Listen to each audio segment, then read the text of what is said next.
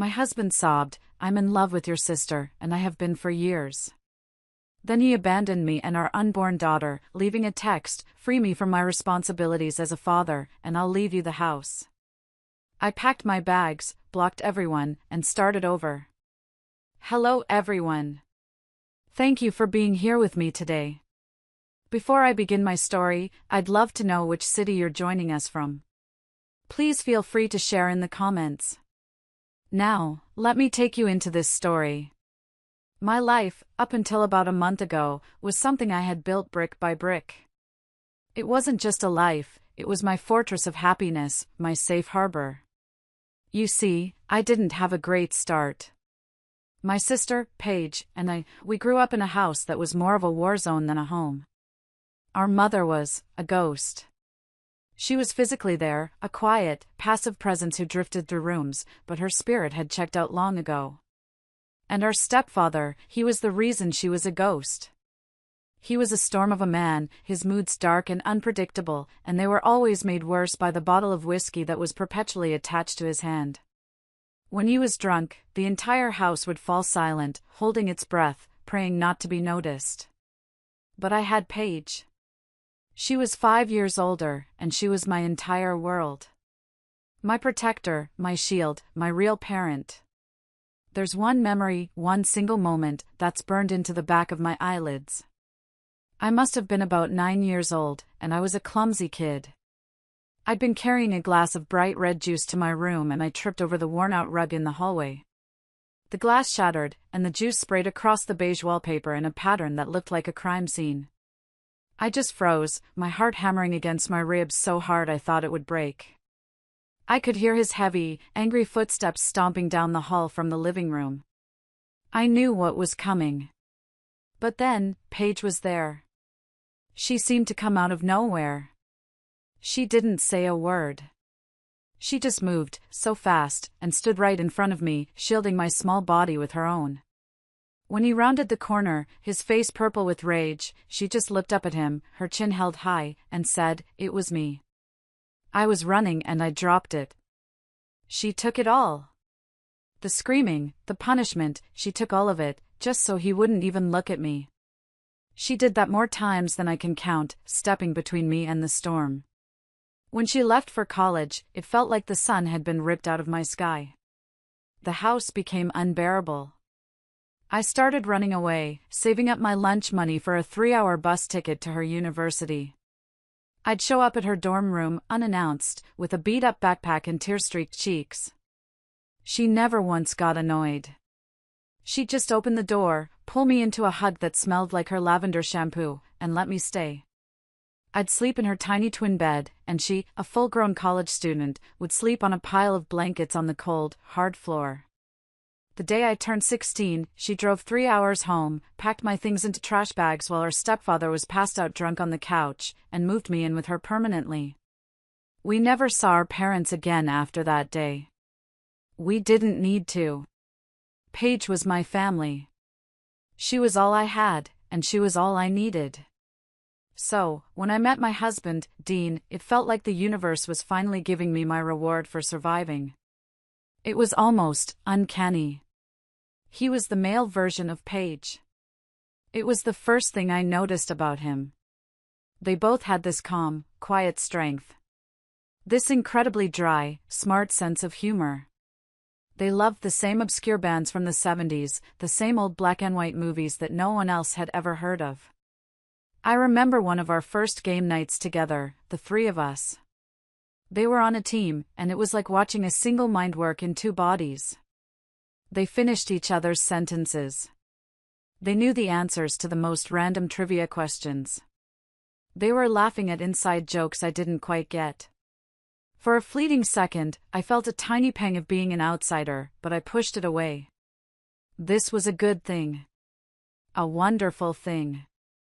The two most important people in my world, my only family, connecting so deeply. It was the foundation of my happiness. We dated for 6 wonderful, stable, happy years. He was my rock. He was kind, patient, and he understood the parts of me that were broken from my childhood. We got married a year ago, a small, perfect ceremony in my sister's backyard, under a string of fairy lights. It was the happiest day of my life. And the best part? A few months later, we found out we were expecting a little girl. Our little girl. We were so excited. We spent weekends painting the nursery a soft yellow, assembling a crib, folding tiny onesies. We were building a real life, a proper family. A better life than the one I had. I would whisper promises to my growing belly every night. I promised her she would have kind, loving parents who adored each other. I thought I was giving her the world. I thought my fortress was finally complete, impenetrable. My sister, Paige, met Carter about a year ago. He's a fantastic guy, truly. He's a carpenter, a man who works with his hands, solid and dependable. He makes my sister laugh, a deep, genuine belly laugh that I hadn't heard enough in her life. I liked him instantly. Paige was so incredibly happy, and after everything she'd done for me, her happiness was the most important thing in the world.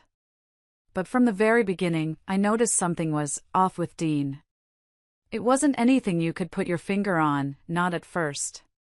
He was never rude to Carter. But there was a stiffness in his shoulders when Carter was around, a coolness in his eyes. He wouldn't engage him in conversation beyond polite necessities. If the four of us were together, Dean would direct all his questions and comments to Paige or me. If Carter told a joke and we all laughed, Dean's laugh would be a fraction of a second too late, a little too forced. It was subtle, like a background hum you only notice when it stops. But I live with the man. I know the rhythm of his moods, and around Carter, the rhythm was all wrong. One night, after we'd had them over for a barbecue, I decided to ask him about it. We were in the kitchen, cleaning up. I was washing, he was drying. "Hey," I said, trying to sound as casual as I could. "You seemed quiet tonight. Everything okay?" He kept his eyes on the plate he was drying, polishing it with intense focus. "Yeah, fine. Just tired." "It's not just tonight, Dean," I pressed gently. "You don't really like Carter, do you?" He stopped drying the plate. He set it down carefully on the counter. "What are you talking about, Audrey? He's a nice guy." "I know he is. But you're different around him. You're tense. It's like you're putting up a wall." "I just want to know what it is." He got flustered then. I could see a faint, blotchy blush creep up his neck. "I don't know what you mean." "It's nothing. I guess, if I'm being honest. I just don't think he's good enough for her." That answer was so unexpected it felt like a slap. "Not good enough?" "Dean, he adores her. He's kind, he works hard, he makes her ridiculously happy."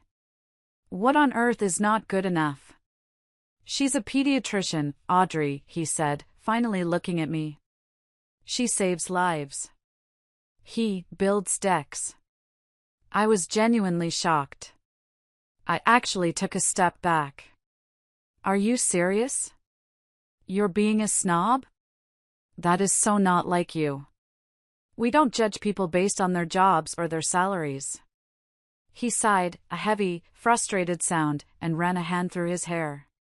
"No, you're right, it's not that. I don't know what it is. Forget it. Look, I'm sorry it was noticeable. I'll make more of an effort. I promise." He stepped forward and wrapped his arms around me from behind, resting his chin on my shoulder. "I just worry about her. We both do. She's been through so much. I want the best for her. And I let it go." I leaned back into his hug, reassured. Because it made sense. Paige was our person. Of course, he'd be ridiculously protective of her. He was protective of me, too. It was one of the things I loved most about him. I chalked it up to him being a fiercely loyal brother-in-law, and I didn't think about it again. I wanted to believe the simple answer. It was so much easier than seeing the hairline crack that was starting to form in the walls of my fortress. It was a perfect summer evening last month. One of those magical nights where the air is warm and smells like jasmine and cut grass. Paige and Carter had invited us over for pizza and beers on the small balcony of their apartment. It was nothing fancy, just the four of us on mismatched patio chairs, but it was perfect. Carter was telling some hilarious story about a client of his, my sister was laughing so hard she was crying, and I was sitting there, sipping my lemonade, one hand on my growing belly, just soaking it all in. I remember thinking, this is it. This is happiness.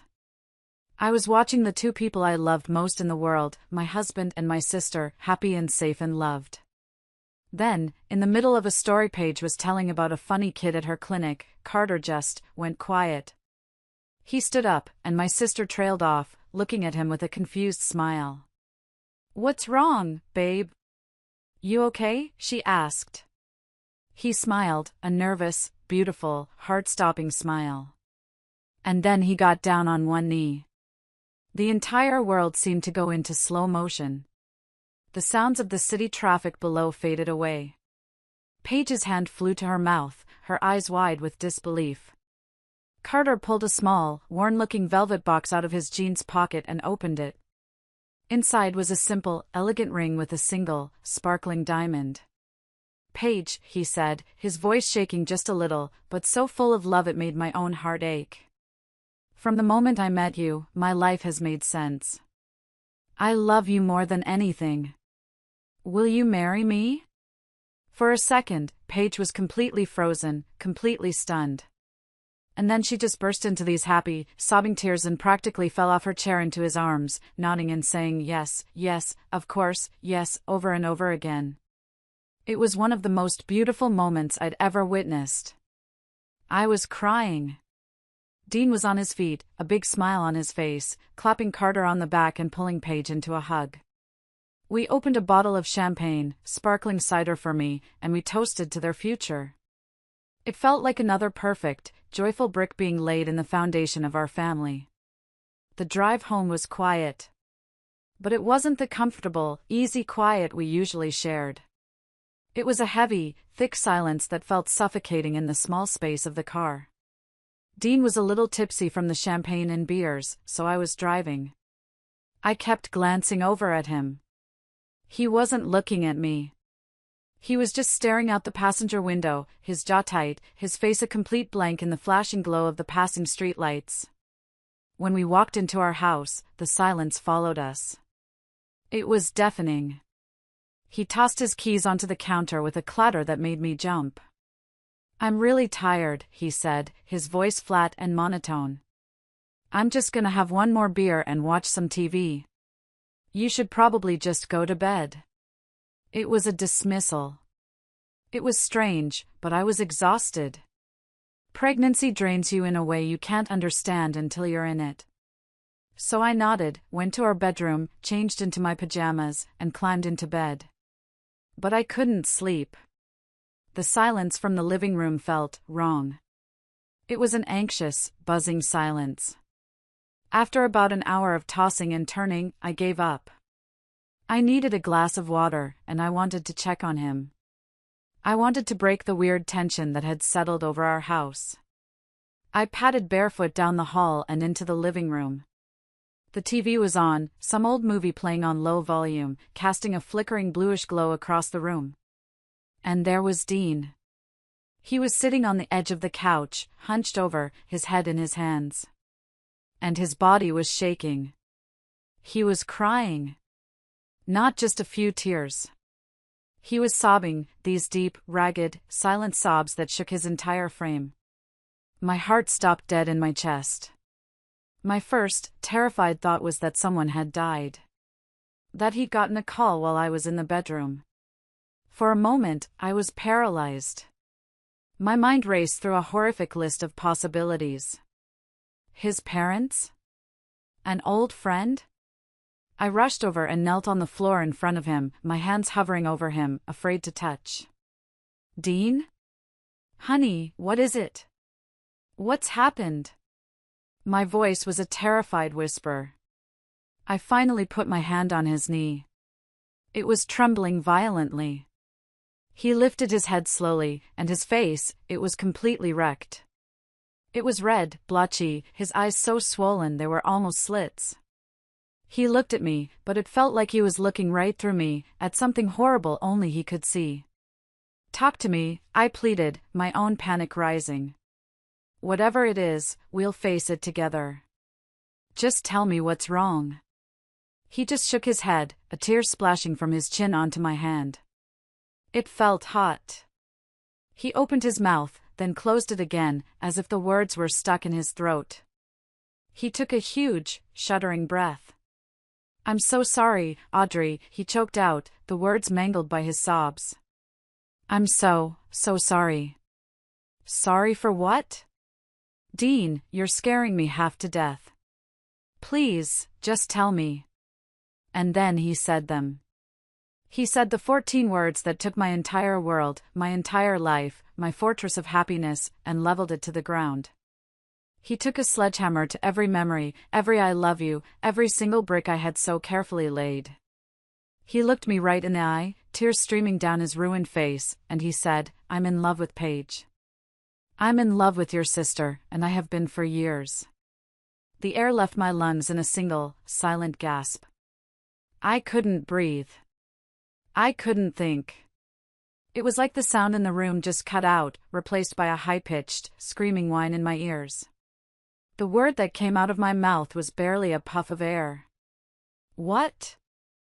"I'm in love with your sister," he repeated, his voice breaking, as if saying it again made it any more real.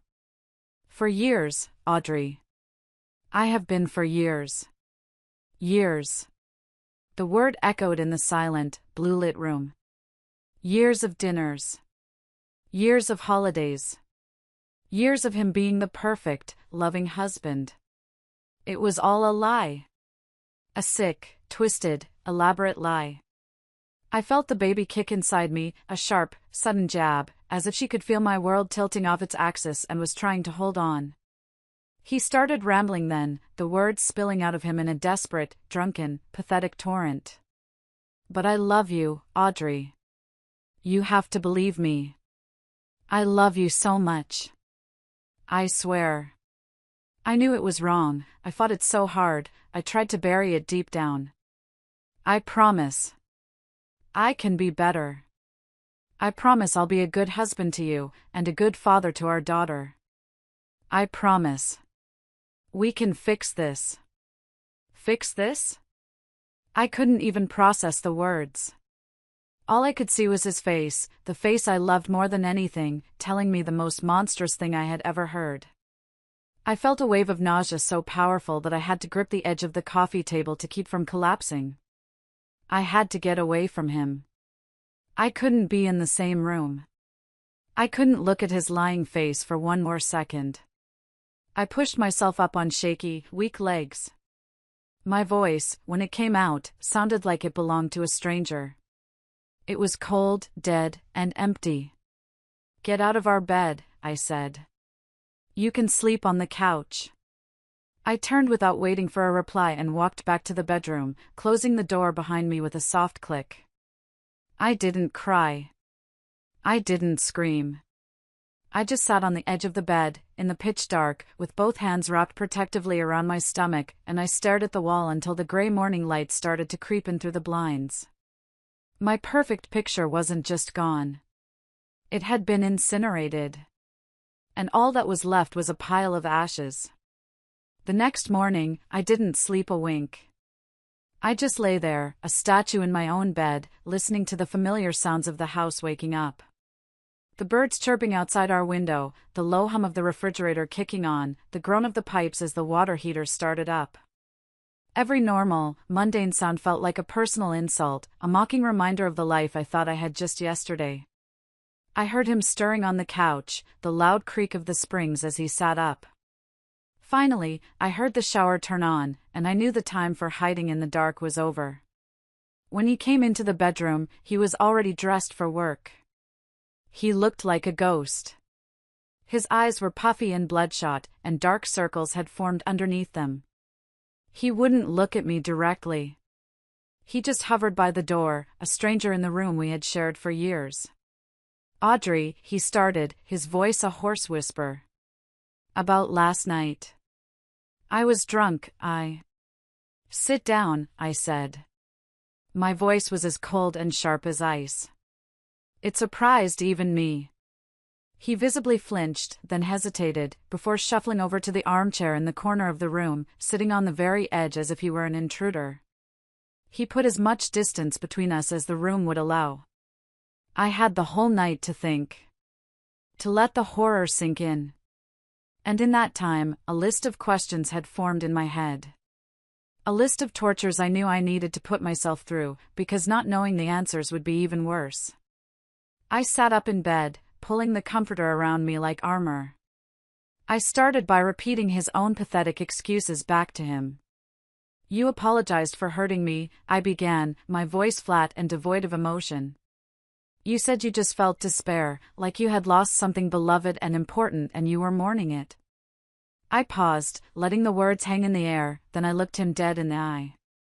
You were mourning her engagement, weren't you, Dean? He flinched as if I'd slapped him, but he didn't deny it. He couldn't. He just launched into another round of desperate promises about how much he loved me, how he wanted this to work for us, for the baby. I need straight answers, I cut him off. No more lies. No more cowardly explanations. The truth.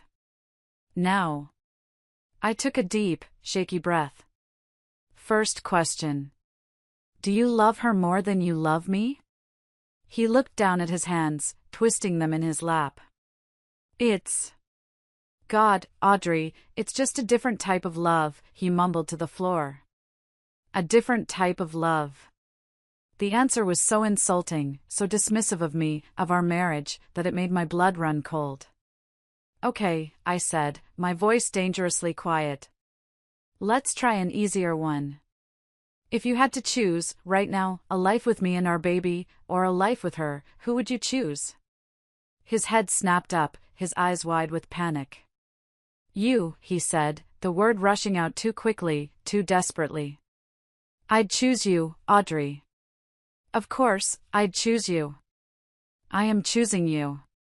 But I saw it. The flicker of hesitation in his eyes before the lie came out. I pressed on, my voice like a surgeon's scalpel. Have you stayed with me all these years just to be near her? Was I just your ticket to being in her life? That's not fair, he said, his voice rising, a hint of indignation in it that was almost laughable. That's not true. I do love you. I fell in love with you. Are you okay with never seeing her again? I asked. If I told you that was the price for saving this marriage, that Paige had to be completely, totally out of our lives forever, could you do that? His face crumpled. The mask of desperation fell away, revealing pure, unadulterated pain. Tears welled up in his eyes again. He nodded slowly, a single tear tracing a path down his cheek. I would do anything to save this marriage, he whispered. But he was crying for the loss of her, not the preservation of me. Then he tried to rationalize it, to pathologize his disgusting obsession. He started talking about his childhood, how he never really had a mother or a warm female figure in his life. He said Paige is just so warm and loving, that maybe he's just attached to her because she feels like a mother figure to him. I stared at him, my heart turning to a solid block of ice in my chest. Let's be very, very clear, Dean, I said slowly, enunciating every word. Do you love her as a mother figure, or do you want to sleep with her? Silence. A thick, suffocating, damning silence filled the room. He just stared at the floor, his jaw tight. He wouldn't answer. He couldn't answer. And his silence was the loudest, most definitive answer he could have possibly given me. My voice was shaking now, with a rage so hot it felt like it would burn me from the inside out. Have you fantasized about her? When you're with me? In our bed? When you tell me you love me, is it her face you see? He squeezed his eyes shut, his whole body tense. Audrey, Please, why are you doing this to yourself?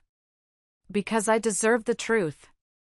I was almost screaming now, the sound tearing from my throat. After 8 years, I deserve to know the full extent of the goddamn lie I've been living. He still wouldn't answer. So I asked my last question, the one that finally broke through his wall of self-pity. If she's gone, if she's out of our lives, and it's just you and me and this baby, will you lose interest in me? Will I ever be enough for you? He looked up at me then, and for the first time, he looked genuinely lost. It was like he had never even considered that possibility.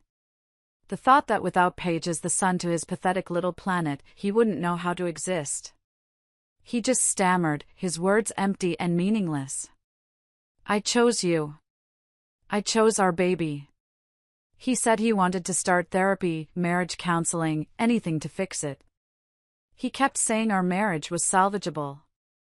But all I could see was a pathetic man who wanted to keep me as his consolation prize. And I knew, in that moment, I would rather be alone for the rest of my life than be someone's second choice. A few days later, we had plans that felt like a sick, cosmic joke. We had a dinner reservation with Paige and Carter. The reservation had been made weeks ago, a celebratory dinner for their engagement. The very engagement that had detonated my entire life. My first instinct was to cancel, to crawl into a hole and never come out. But Dean begged me not to. Please, Audrey, he pleaded, his eyes red-rimmed and desperate. If we cancel, she'll know something is wrong. She'll ask questions. I can't have her knowing this. I'm too embarrassed. That's the word he used. Embarrassed. Not shattered for what he'd done to me, not consumed with guilt for betraying our vows, but embarrassed that my perfect sister might find out about his pathetic, creepy obsession. The selfishness of it was breathtaking.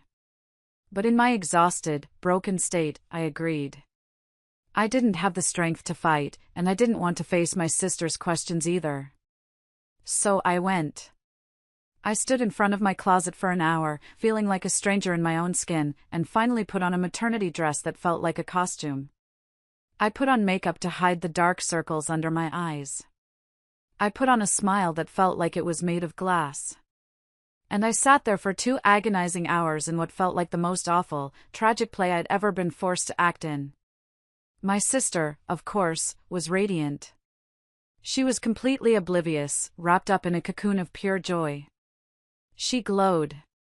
She talked animatedly about wedding plans, about venues and guest lists, about the romantic trip to Italy they were leaving for the very next day.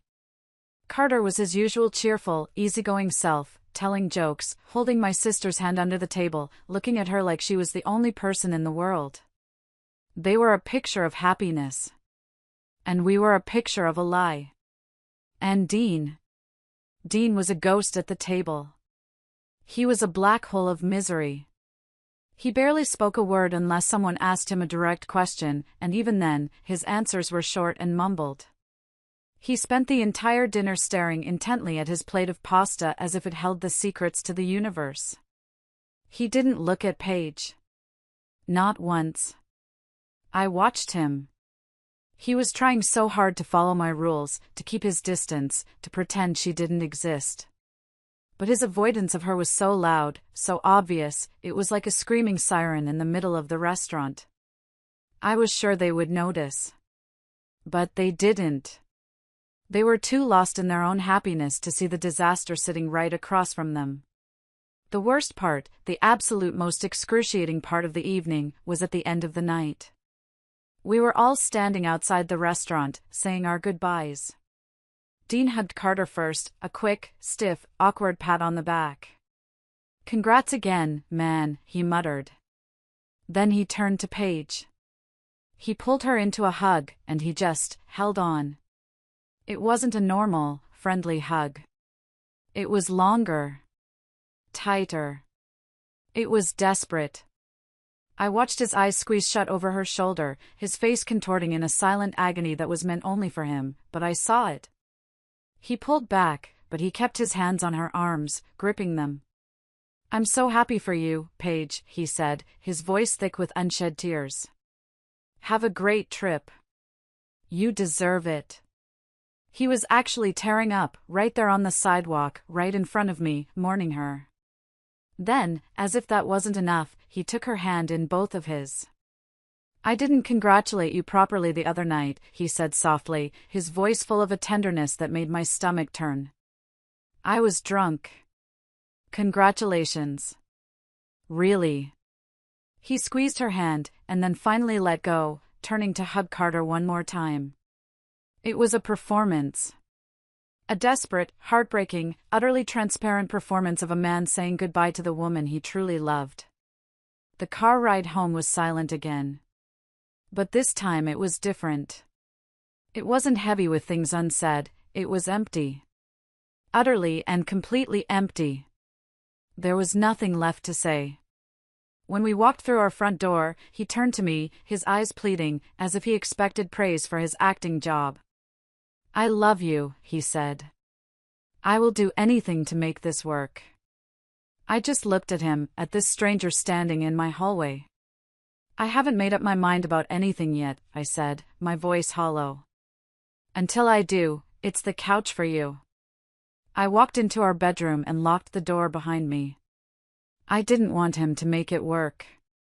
I wanted to turn back time and unknow every single horrible truth that was now my reality. The days that followed were a monotonous blur of numb routines. I existed, I didn't live. I went to my prenatal appointments alone, sitting in waiting rooms full of happy couples, my fake smile plastered on my face. I bought baby clothes alone, wandering the aisles of stores in a daze. I lived in the same house as my husband, but we were just two ghosts haunting the same space. The silence between us was a canyon, filled with betrayal and things we could never take back. After a week of this hollow existence, I told him I wanted a legal separation. I couldn't pretend anymore. I needed space, real, physical space. I needed to be on my own, in my own head, to figure out what to do next with the rubble of my life. I told him we could, and should, still go to marriage counseling. Not necessarily to save us, but because I wanted a safe, mediated environment where I could demand the whole truth. I wanted to know everything he had been hiding from me for all those years. He kept saying I was torturing myself by wanting to know, but he was wrong. I was already being tortured by the half-truths and the lies. The whole truth, no matter how ugly, felt like the only way out. He cried when I told him about the separation. Of course, he cried. He fell apart, wailing about how he'd lost everything in a single day because of a stupid, drunk confession that meant nothing. He swore he loved me, that he wanted to be with me and our baby. He even brought up moving away again, more seriously this time. He'd had job offers in other cities before, one in particular that came with a much higher salary and a promotion. He started painting this desperate picture of a new start, just the three of us, away from everyone, away from her. A clean slate, Audrey, he pleaded. A part of me, the weak, terrified, pregnant part, actually listened. The thought of running away from it all was seductive. We made a temporary arrangement. He would move into the basement. We had spent the last few months renovating it to be a proper guest suite, since the old guest room was now the nursery. It had its own separate entrance, a small kitchenette, a bathroom. He could live down there, a separate entity in my house, while I decided whether our divorce was inevitable. But the hardest part of all this? It wasn't him. It was my feelings about Paige. I made the firm decision not to tell her any of it. This was my battle, my marriage to either burn to the ground or, somehow, miraculously rebuild. But alone, in the suffocating quiet of the house, I was forced to face a truth about myself that was almost as ugly and shameful as Dean's. I resented my sister. It felt like a sacrilege to even think it. This was Paige. My savior. The woman who had literally stood between me and danger. But the feeling was there, a dark, coiling thing in the pit of my stomach. And it was true. I was jealous of her.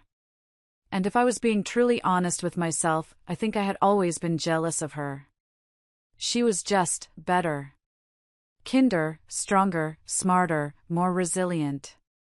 I hated that I never got the chance to be the strong one, to be the one to save her, because she was always so damn perfect and never seemed to need my help. I resented that she wasn't as angry and broken as I was about the injustice of our childhood.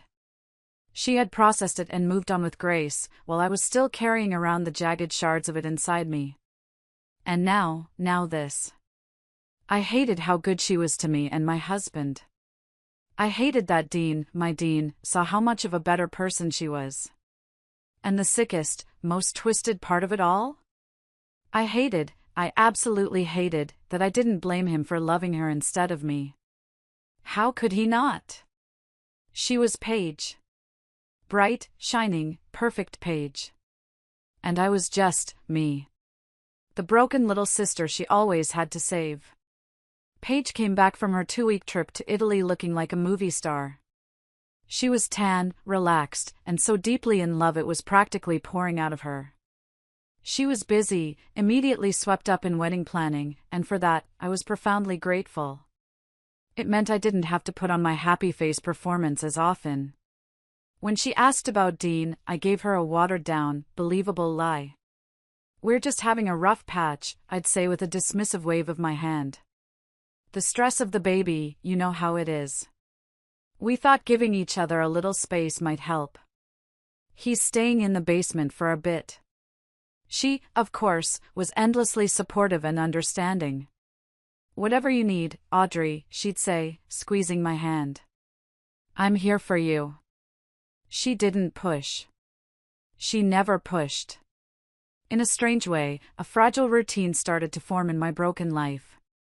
Dean would leave for work through the basement door in the morning and come home the same way at night. We barely saw each other. He was going to his therapy sessions. I was going to mine.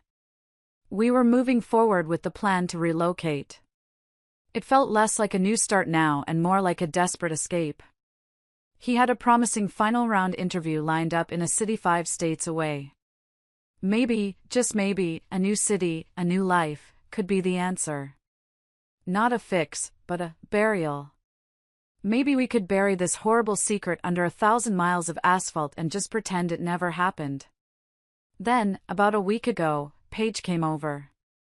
She was practically vibrating with an energy that was more than just post-vacation bliss. She sat me down on the couch, her eyes sparkling. She took both of my hands in hers.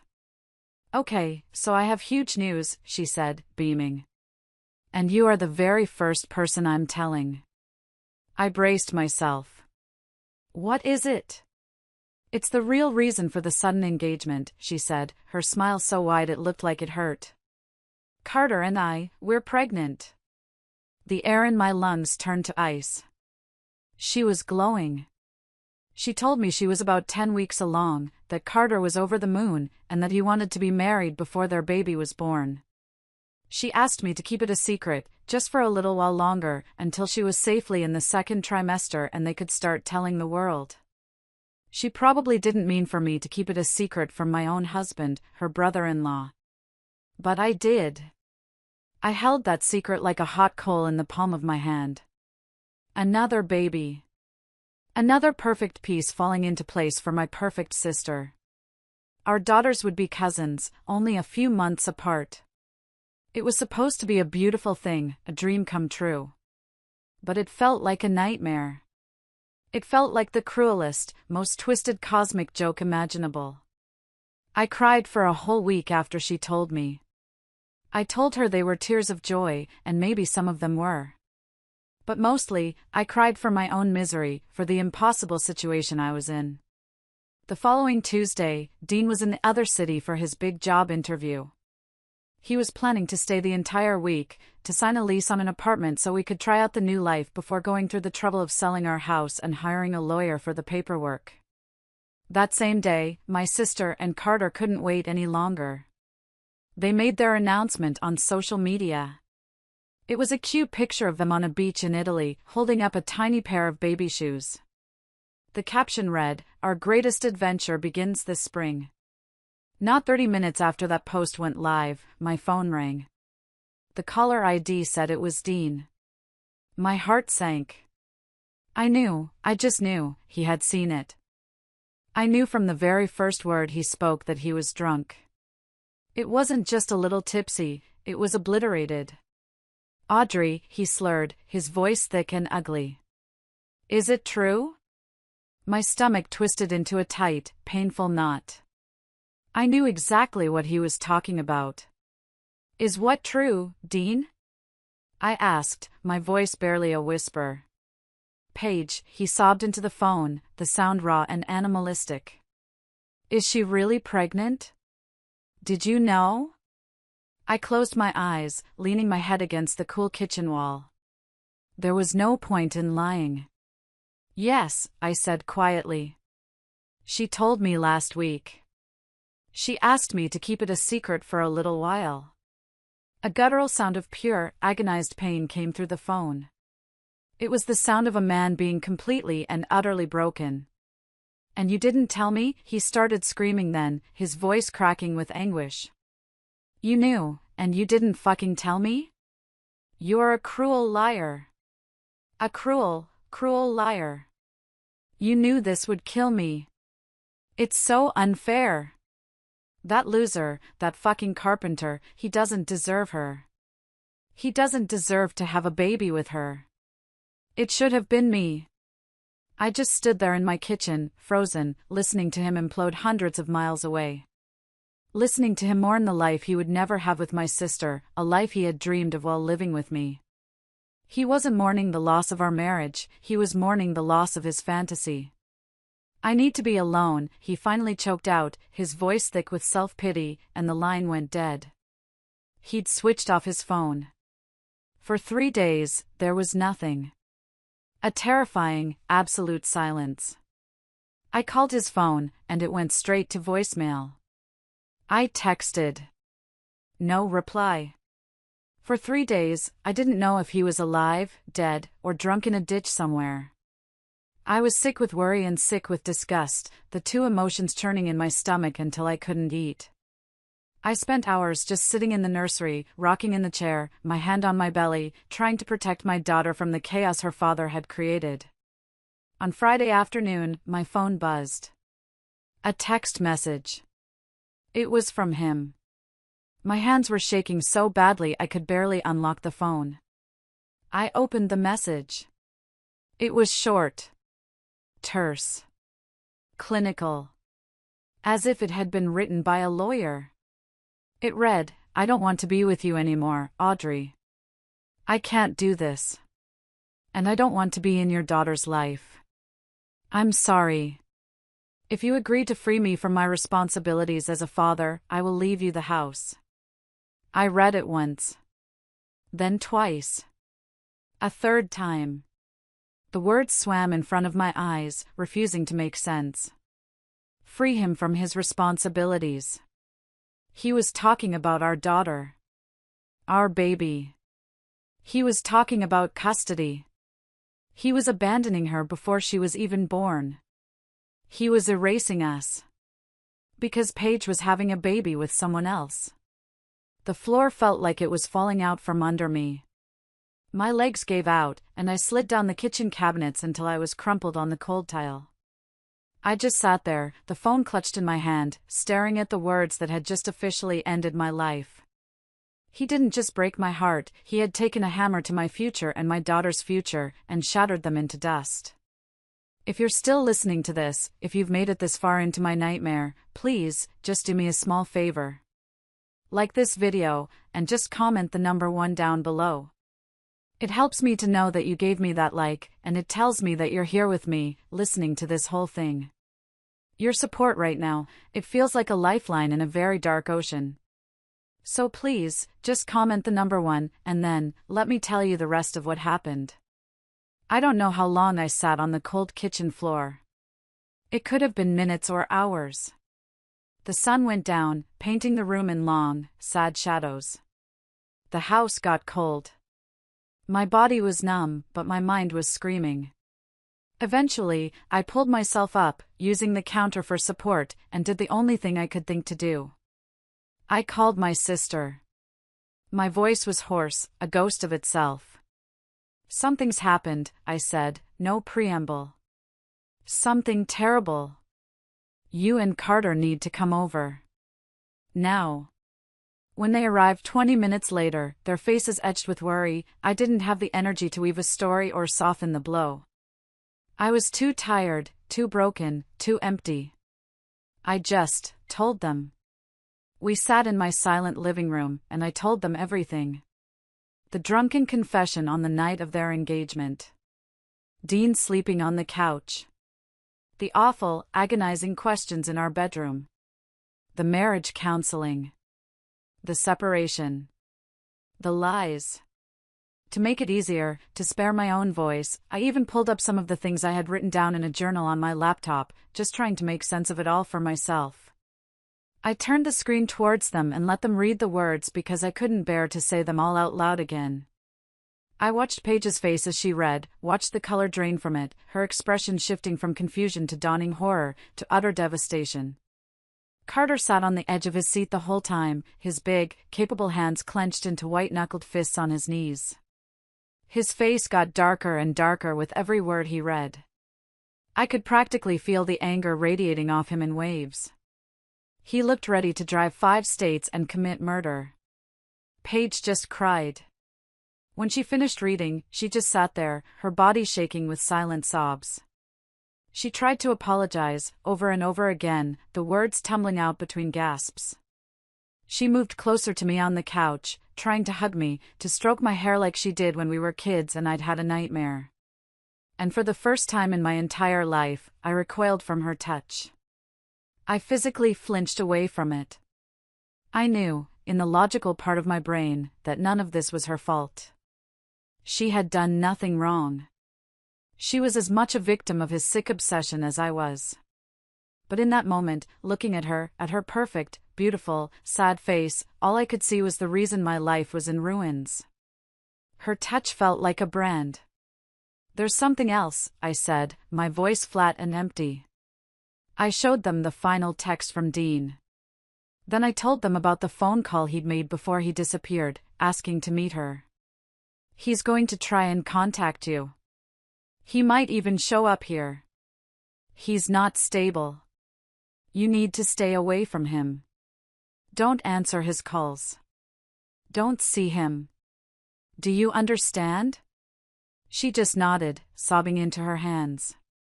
I looked at both of them, sitting in my living room, in the wreckage of my life that they were now a part of. "Now that I've warned you," I said, my voice gaining a sliver of strength. "I need to be alone. I don't want contact with either of you for a while. I need space."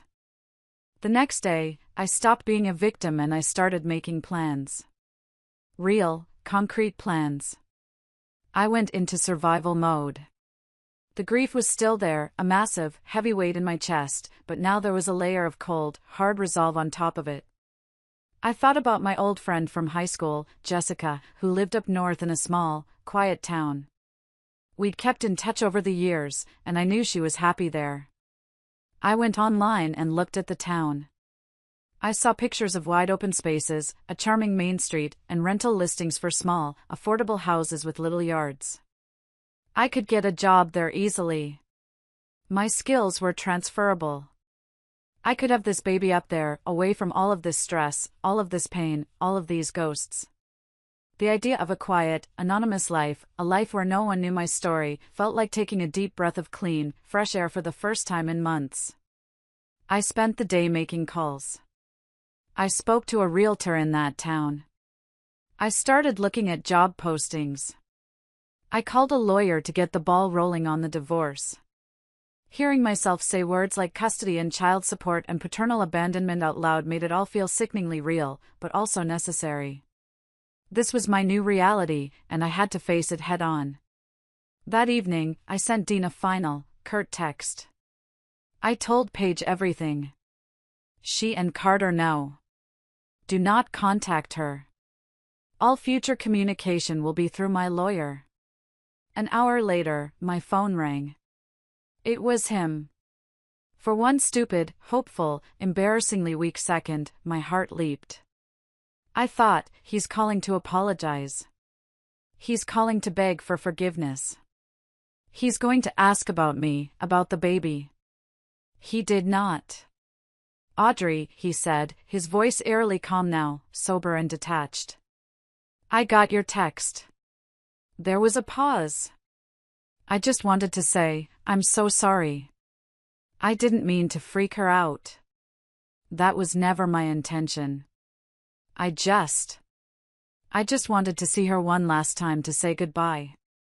But I won't bother her if she feels scared. You can tell her that. I'm still the same man, I would never let anything happen to her. I was speechless. The absolute, mind-bending selfishness of it left me breathless. He had burned my entire life to the ground, abandoned his own unborn child, and his only concern, his only thought, was for her feelings. He wanted me to pass along a message to her, to reassure her that he wasn't a threat. He was still protecting her. Even now. Are you done? I asked, my voice as cold as a tombstone. Yeah, he said, sounding almost confused by my tone. I just wanted to make sure she knew that. He confirmed, in that same detached voice, that he was staying in the new city, that he was starting his new job in September. He was just going to come back to our old town to sign some papers before moving on with his bright new life.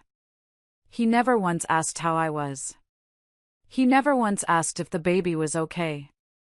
He never mentioned his daughter again. That was it.